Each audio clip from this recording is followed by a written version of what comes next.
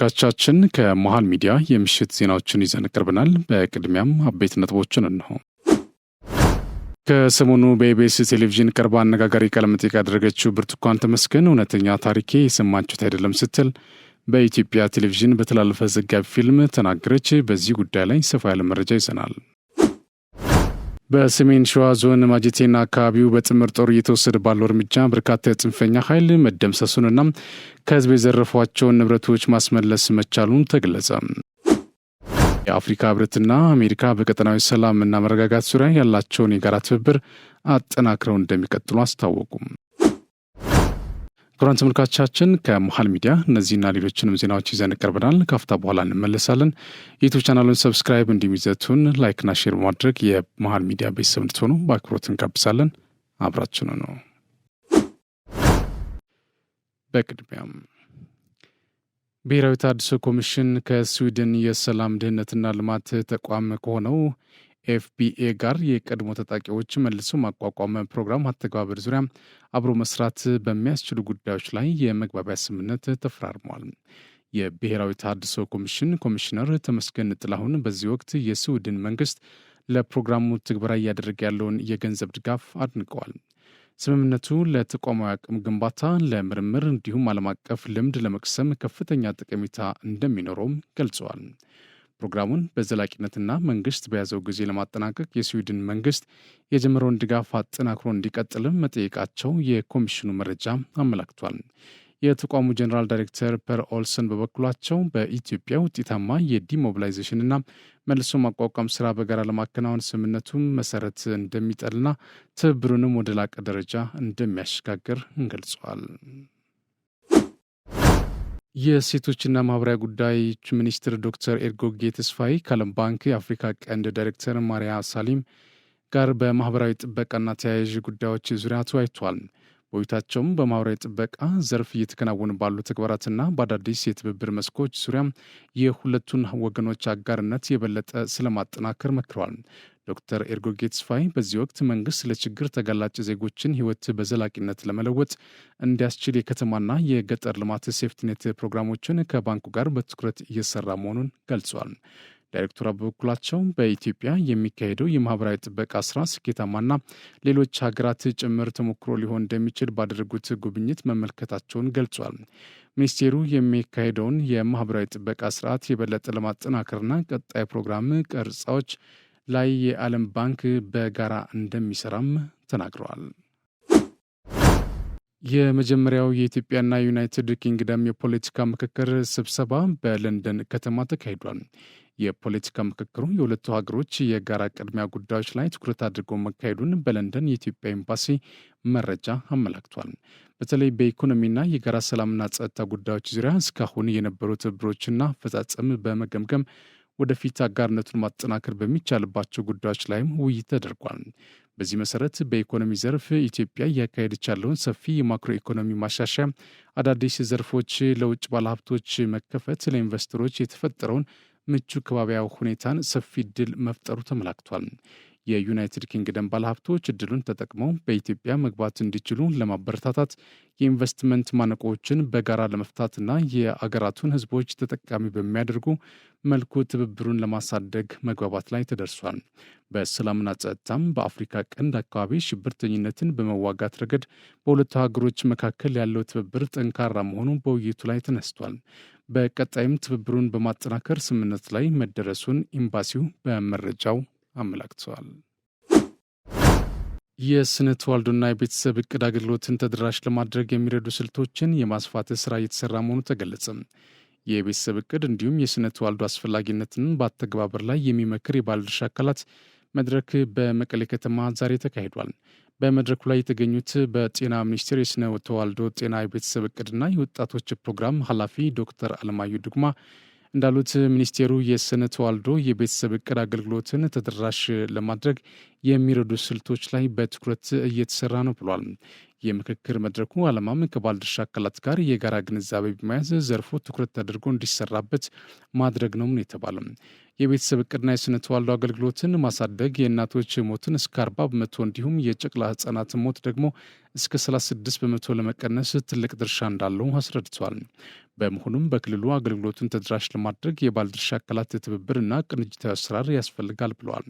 በትግራይ ክልል ጊዜያዊ አስተዳደር ጤና ቢሮ የእናቶችና ህጻናት ጤና አስተባባሪ አቶ ገብረ ሐዋርያ ገብረ ክርስቶስ የስነ ተዋልዶ ጤና ለመተግበር በወጣቶችና ሴቶች ላይ የአቻ ለአቻ ስልጠና ስራ ተጠናክሮ ይቀጥላል ብሏል።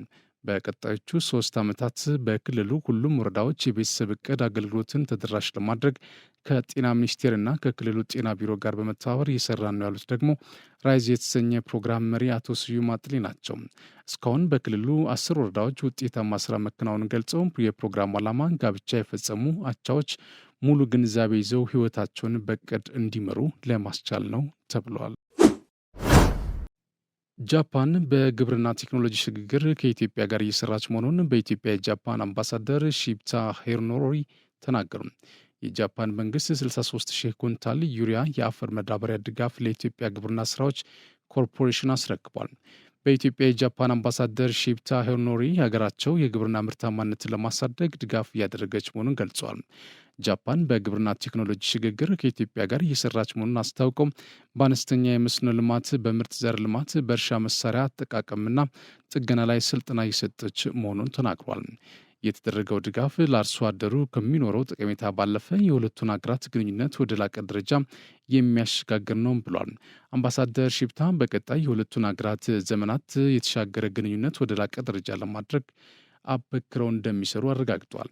የግብርና ሚኒስትር ዴኤታ ዶክተር ሶፊያ ካሳ በኩላቸው የተደረገው ድጋፍ የአርሶ አደሩን ምርታማነትን ለማሳደግ አስተዋጽኦ አለው ብሏል። መንግስት በየዓመቱ ከ20 ሚሊዮን ኩንታል በላይ የአፈር ማዳበሪያ ለአርሶ አደሩ የሚያሰራጭ መሆኑን ጠቁመው የተደረገው የማዳበሪያ ድጋፍ አቅም የመግዛት አቅም ለሌላቸው አርሶ አደሮች የሚሰራጭ መሆኑን አስታውቋል። የገንዘብ ሚኒስትር ዴኤታ ስምሪታ ሰዋስው በበኩላቸው የአገራቱ የሁለትዮሽ ግንኙነት በርካታ ዓመታትን ያስቆጠረ መሆኑን ጠቅሷል። አገራቱ በአሁኑ ወቅት ግብርናን ጨምሮ በትምህርት፣ በመሰረተ ልማት፣ በቴክኖሎጂ ሽግግርና በጤናው ዘርፍ የላቀ ግንኙነት ላይ የተመሰረተ መሆኑንም ጠቅሰዋል። የተገኘውን ሰላም ዘላቂ ለማድረግ ከመንግስት ጎን በመሆን ጥረታቸውን እንደሚቀጥሉ የነቀምቴ ከተማ ነዋሪዎች ገለጹ። የነቀምቴ ከተማና ጎራባች ወረዳዎች የተለያዩ የህብረተሰብ ክፍል ተወካዮች የተሳተፉበት የሰላም ኮንፈረንስ ተካሂዷል። በሰላም ኮንፈረንሱ ላይ የተሳተፉት ነዋሪዎች በወቅቱ እንዳሉት ባለፉት ጥቂት ዓመታት የምስራቅ ወለጋ ዞንና በነቀምቴ ከተማ የሰላም መደፍረስ አጋጥሞ እንደነበር አስታውሰዋል።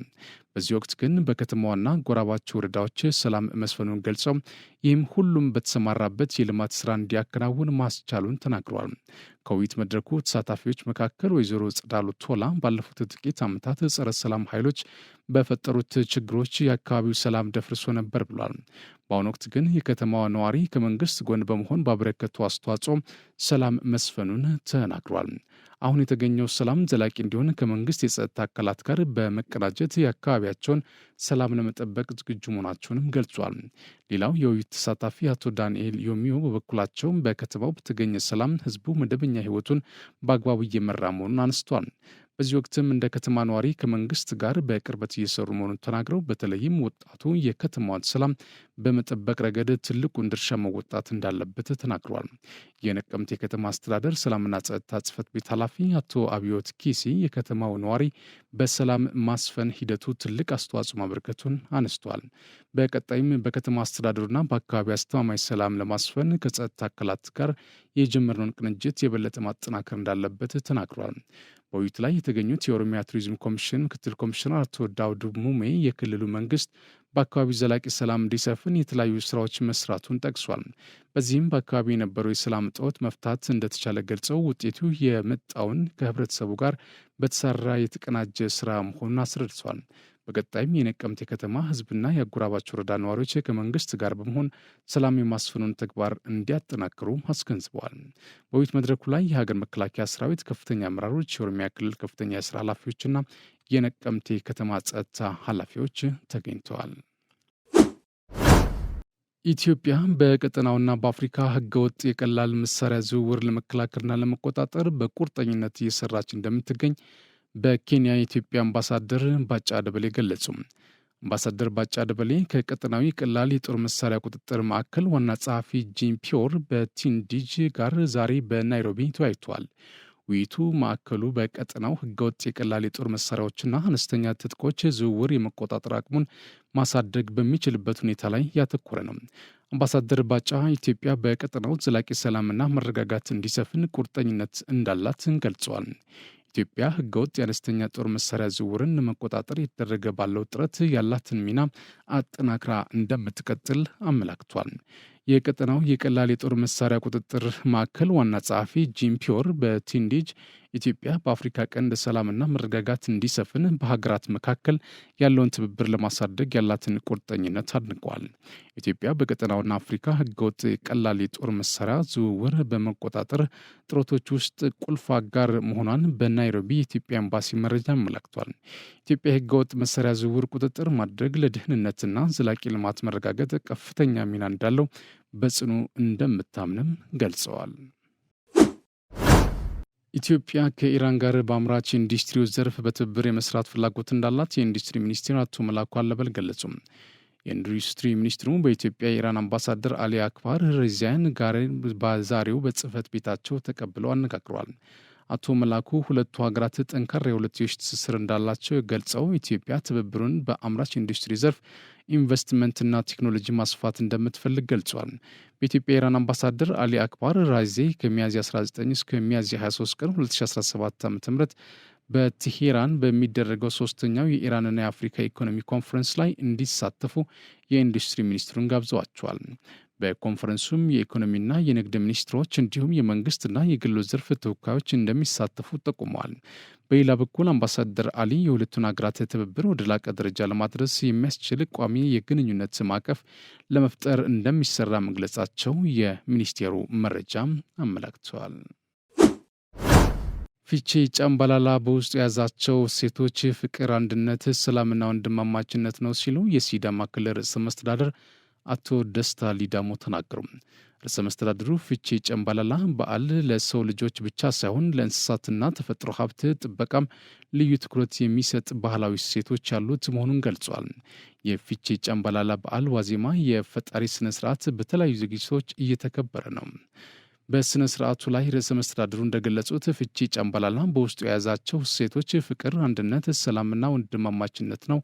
ይኸው ተጠናክሮ እንዲቀጥሉ ሁሉም ሊጠብቀው ይገባል ብለዋል። ቀደምት የሲዳማ አባቶች በከዋክብትና ጨረቃ ዑደት በዓል የሚከበርበትን ቀን እንደሚያሳውቁ ጠቅሰው ትውልዱም ይህንን ተከትሎ በዓሉን ለዘመናት እንደሚያከብረው ተናግሯል። የእውቀትና የጥበብ ባለቤቶች የሆኑ የሲዳማ አባቶች ክብር እንደሚገባቸው ገልጸው የአሁኑ ትውልድ ደግሞ የበዓሉን እሴቶች መጠበቅ አለበት ነው ያሉት። በዓሉ ለሰው ልጆች ብቻ ሳይሆን ለእንስሳትና ተፈጥሮ ሀብት ጥበቃም ልዩ ትኩረት የሚሰጥ መሆኑን ተናግሯል። በዓለም ቅርስነት የተመዘገበው የፊቼ ጨምባላላ በዓል በውስጡ የያዛቸው እሴቶች የሲዳማ ብቻ ሳይሆን የዓለም ሕዝብ የጋራ ሀብት መሆኑንም ገልጿል። በዓሉ በተለያዩ የክልል አካባቢዎች ለተከታታይ ቀናት የሚከበር የደስታ በዓል መሆኑን ያመላከቱት ርዕሰ መስተዳድሩ በመልእክታቸው በዓሉ የሰላም የደስታና የፍቅር እንዲሆን ተመኝቷል። የሲዳማ ክልል ባህል ቱሪዝምና ስፖርት ቢሮ ኃላፊ አቶ ጀጎ አገኘው በበኩላቸው በዓለም ቅርስነት የተመዘገበው የፊቼ ጨምባላላ በዓል በተለያዩ ስልቶች ማስተዋወቁ ስራ በትኩረት ማከናወናቸውን ገልጿል።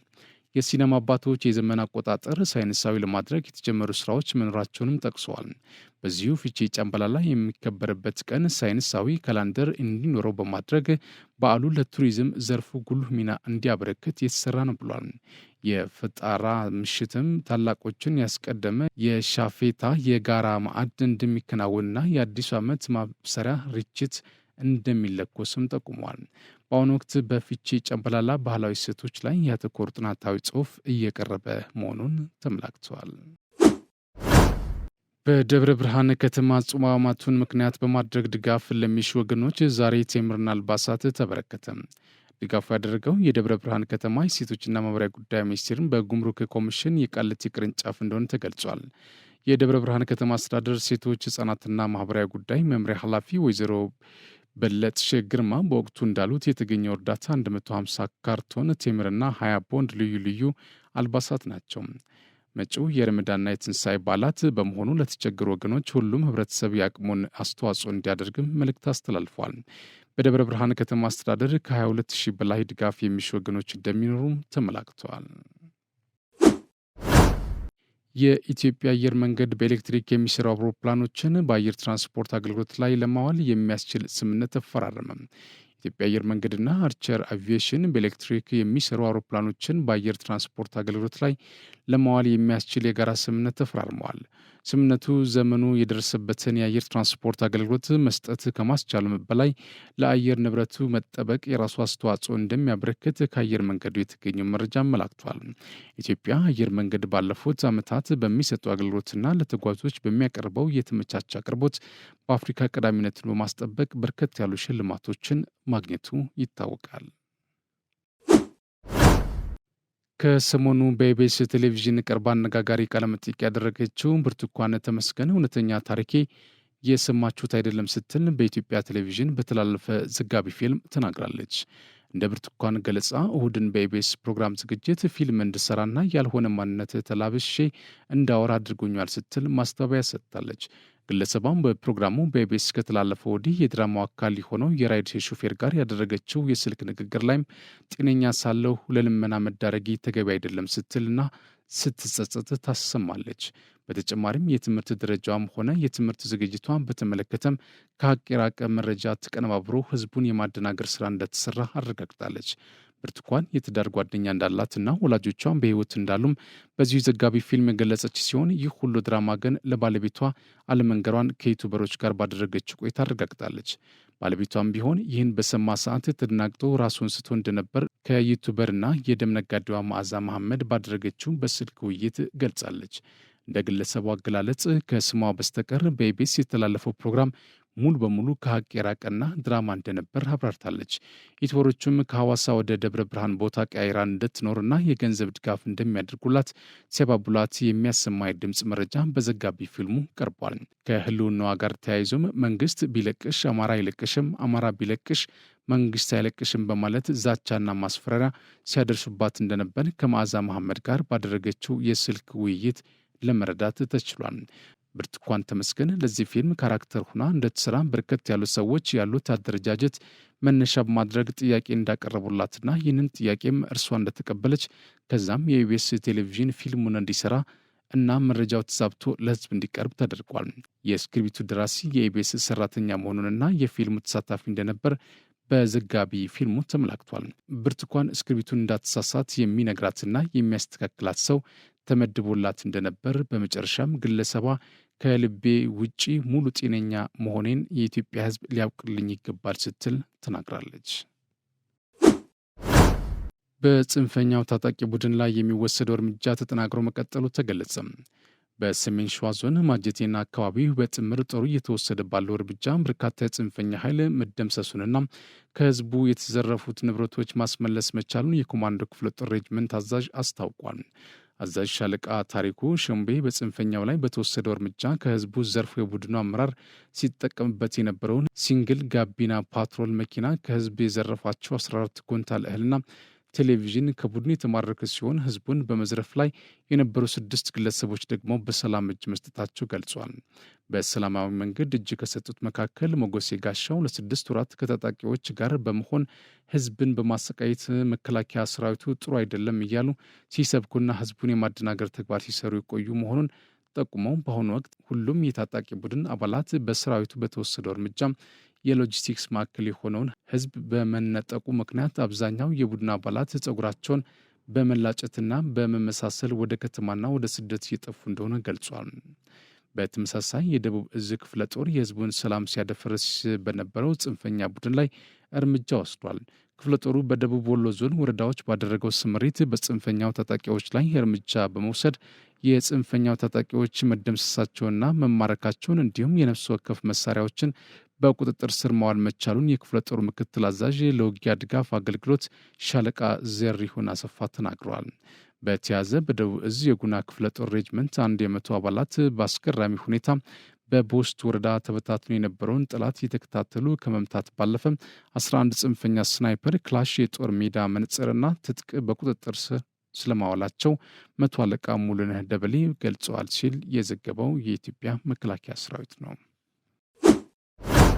እየሰለጠንን እንዋጋለን፣ እየተዋጋን እንሰለጥናለን በሚል መሪ ሀሳብ የሰለጠኑ የጓዳ አመራሮች ተመረቁ። የስድስተኛ እዝ ማሰልጠኛ ማዕከል ላለፉት 2 ወራት ያሰለጠናቸውን የጓድ አመራሮች ዛሬ አስመርቋል። በምረቃ ስነ ስርዓቱ ላይ በክብር እንግድነት ተገኝተው ለተመራቂዎች የስራ መመሪያ የሰጡት የስድስተኛ እዝ ዋና አዛዥ ሜጀር ጀነራል ብርሃኑ ጥላሁን ናቸው። የዚህ ታላቅ ታሪክ ባለቤት እዝ አባላት የሆናችሁ ዛሬ ተመራቂዎች በቅድሚያ ስልጠናችሁን ፈጽማችሁ ለምረቃ በመብቃታችሁ እንኳን ደስ ያላችሁ ብሏል። ስልጠና ለግዳጅ አፈጻጸም ያለውን ትርጉም አውቃችሁ ይሰለጠነ እንዋጋለን፣ እየተዋጋን እንሰለጥናለን በሚል የወሰዳችሁት ከተግባር ጋር የተዋሃደ ስልጠና ፍጹም የውጊያ ዲሲፕሊንን የተላበሰ ፍጹም የሀገርና የሕዝብ ፍቅርን በማንገስ እስከ ሕይወት መስዋዕትነት በቆራጥነት በመዝመት ነውና ይህንንም በተግባር እየፈጸማችሁ መጥታችኋል ብሏል። ሜጀር ጀነራል ብርሃኑ ጥላሁን አሁንም ባሳለፋችሁት ወራቶች ሁሉም በተለያዩ የስልጠና ምዕራፎች በድል አጠናቃችሁ ዛሬ ስትመረቁ በነበራችሁበት አሃድ እናንተ ስትሰለጥኑ እናንተን ተክተው ሌትም ሆነ ቀን በፀሐይና በብርድ ከጠላት ጋር ሲጋፈጡ የነበሩ ጓዶቻችሁን ሂዳችሁ ለመምራት ተጨማሪ አቅም በማግኘታችሁ ትልቅ ውጤት ነው ሲሉም አስገንዝበዋል። በቆይታችሁ ያገኛችሁትን አቅም ተጠቅማችሁ የበለጠ ስራ እንደምትሰሩ ያለኝ እምነት ልገልጽላችሁ ወዳለውም ሲሉ ተደምጠዋል። የማሰልጠኛው ምክትል አዛዥ ሌተናል ኮሎኔል ታምራት ሌንጆስ በበኩላቸው እየሰለጠን እንዋጋለን፣ እየተዋጋን እንሰለጥናለን በሚል መሪ ሀሳብ ማሰልጠኛ ማዕከሉ ከኮሮች የተውጣጡትን የጓድ አመራሮች የቀጣይ የእዙን ግዳጅ ማዕከል ባደረገ በአስተሳሰብ በክህሎትና በችሎት በቴክኒክና በልዩ ልዩ ደንቦች ላለፉት 2 ወራት አሰልጥኖ የተሻለ አመራር እውቀት እንዲጨብጡ በማድረግ ለምረቃ አብቅቷል ሲል ተዘግቧል። በምረቃ ስነ ስርዓቱ ላይ በተመራቂዎች የሰልፍ ትርኢትና የእጅ በእጅ ካታ ትርኢት የቀረበ ሲሆን ብልጫ ላላቸው ክፍሎች ከዋና አዛዙ ሽልማት ተበርክቶላቸዋል። ይህ ዜና በቀጥታ እየተላለፈላችሁ የሚገኘው ከመሃል ሚዲያ የመሃል ዜናችን ነው። ዜናዎቻችን ይቀጥላሉ። የኢትዮጵያ ንግድ ባንክና ማስተር ካርድ የዲጂታል ክፍያን ለማሳደግ የሚያግዙ ቨርቹዋልና የፕላስቲክ ካርዶችን በጋራ አስተዋውቀዋል። ካርዶችን በይፋ ያስተዋወቁት የኢትዮጵያ ንግድ ባንክ ፕሬዚዳንት አቤ ሳኖና የማስተር ካርድ የአፍሪካ ፕሬዚዳንት ማርክ አሊዮት ናቸው። ካርዶቹ ዲጂታል ኢትዮጵያን እውን ለማድረግ እንዲሁም ለሸማቾችና ለነጋዴዎች ምቹ አማራጮችን በማቅረብ አካታችና የበለጸገች አፍሪካን ለመፍጠር የሚደረገውን ጥረት እንደሚያግዝ ተናግረዋል። አገልግሎቱ የደንበኞችን ፍላጎት የሚያረካና ደህንነቱ የተጠበቀ የፋይናንስ አገልግሎት ለማቅረብ ንግድ ባንክ እየተገበረ ያለውን አሰራር የሚያጠናክር መሆኑን አቶ አቤ ሳኖ ተናግረዋል። ባንኩ ከማስተር ካርድ ጋር አብሮ ለመስራት መፈራረሙ ደንበኞቹ በተሳለጠና ምቹ በሆነ መንገድ ገንዘብ ማስተላለፍ፣ መቀበልና ክፍያ መፈጸም እንዲችሉ እንዲሁም የገንዘብ ፍሰቱ ጤናማ እንዲሆን ያግዛል ያሉት ማስተር ካርድ እንደ ሀገር ያለውን የውጭ ምንዛሬ ጥሬ ገንዘብ ችግር የመቅረፍ ሚና የሚጫወትና የውጭ ጥሬ ገንዘብ ሸክምን የሚያስቀር መሆኑንም ተነስተዋል። የአፍሪካ ህብረትና አሜሪካ በቀጠናዊ ሰላምና መረጋጋት ዙሪያ ያላቸውን የጋራ ትብብር አጠናክሮ እንደሚቀጥሉ አስታወቁም። የአፍሪካ ህብረት ኮሚሽን ሊቀመንበር መሐመድ አሊ ዩሱፍ በአፍሪካ ህብረት የአሜሪካ አምባሳደር ስቴፋን ስሉቫን ጋር ዛሬ ተወያይቷል። ውይይቱ የአፍሪካ ህብረትና የአሜሪካ የቆየ ትብብር ማጠናከርና አዳዲስ የትብብር መስኮችን መለየት በሚቻልባቸው ሁኔታዎች ላይ ያተኮረ ነው ተብሏል። የኮሚሽኑ ሊቀመንበር የአፍሪካ ህብረትና አሜሪካ አጋርነት ለሶማሊያ ሰላምና መረጋጋት ጥረቶች ስትራቴጂካዊ ጠቀሜታ እንዳለው አመላክቷል። ለቀጠናው ሰላምና መረጋጋት በቁርጠኝነት መስራታቸው አጠናክሮ እንደሚቀጥሉ መግለጻቸውን ከአፍሪካ ህብረት የተገኘው መረጃ አመላክተዋል። ፕሬዚዳንት ቮሎዲሚር ዜሌንስኪ ሩሲያ በጥቁር ባህር ላይ የተደረሰውን የተኩስ አቁም ስምምነት ለማክበር ማዕቀብ ይነሳልኝ ስትል ያቀረበችውን ቅድመ ሁኔታ በመቃወም አሜሪካ በእነዚህ ፍላጎቶች ፊት ጠንካራ ሆና ትቆማለች የሚል እምነት እንዳላቸው ተናገሩ። ሞስኮ የንግድ መርከቦች ደህንነቱ የተጠበቀ እንቅስቃሴን እንዲያደርጉ ለመፍቀድ ማክሰኞ ዕለት የደረሰውን የባህር ላይ ስምምነት ተግባራዊ የሚሆነው የምዕራብ ዓለም በሩሲያ የምግብና የማዳበሪያ ንግድ ላይ የጣለው እገዳ ከተነሳ ብቻ ነብላለች። ዜሌንስኪ ይህንን ያሉት በፓሪስ ከአውሮፓ ለተሰበሰቡ ጋዜጠኞች ቃለ ምልልስ በሰጡበት ወቅት ነው። ቢቢሲ አሜሪካ የሩሲያን ጫና ተቃውማ እንደሆነ ለቀረበው ጥያቄ ፕሬዚዳንቱ ሲመልሱ ተስፋዬ እንደዚህ ነው፣ ፈጣሪ ይባርካችሁ፣ ግን እናያለን ብለዋል። ዋይት ሀውስ ባለፈው ማክሰኞ እንዳስታወቀው የሩሲያና የዩክሬን ልዑካን በሳውዲ አረቢያ ከአሜሪካ ባለሥልጣናት ጋር ለ3 ቀናት የተናጠል ውይይት ካደረጉ በኋላ በጥቁር ባህር ላይ የተኩስ አቁም ስምምነት ለማድረግ ተስማምተዋል። ከሰዓታት በኋላ ግን ክሬምሊን የቅድመ ሁኔታዎች ዝርዝር የያዘ መግለጫ ወጥታለች። ከቀረቡት ቅድመ ሁኔታዎች መካከል በግብርና ንግድ ላይ በተሰማሩ የፋይናንስ ተቋማት ላይ ምዕራባውያን ያስቀመጧቸውን ማዕቀቦች እንዲሰረዙና የስዊፍት ዓለም አቀፍ የክፍያ ስርዓትን ዳግም መልሶ መጠቀም መቻል የሚሉት ይገኙበታል። ትራምፕም መንግስታቸው ሞስኮ ላይ የተጣሉ ማዕቀቦች እንዲነሱ ያቀረበችውን ጥያቄ እየተመለከትነው ነው ቢሉም የአውሮፓ ህብረት ግን ረቡዕ ዕለት የሩሲያ ወታደሮች ከዩክሬን ግዛት ያለምንም ቅድመ ሁኔታ ካልወጡ በስተቀር ማዕቀቡን እንደማያነሱ ተናግሯል።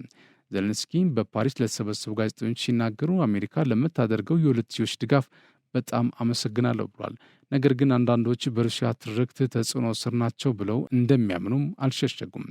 በእነዚያ ትርክቶች መስማማት አንችልም ሲሉም ተደምጠዋል ሲል የዘገበው ቢቢሲ ነው። ክቡራን ተመልካቾቻችን ከመሃል ሚዲያ ለሰዓቱ ያዝናቸው ዜናዎች እነዚህ ነበሩ። ስለተከታተላችሁ እናመሰግናለን። ቀሪ ዝግጅቶች ይቀጥላሉ። በእኔ በኩል ጨርሻለሁ። በያላችሁበት ሰላም ሁኑ።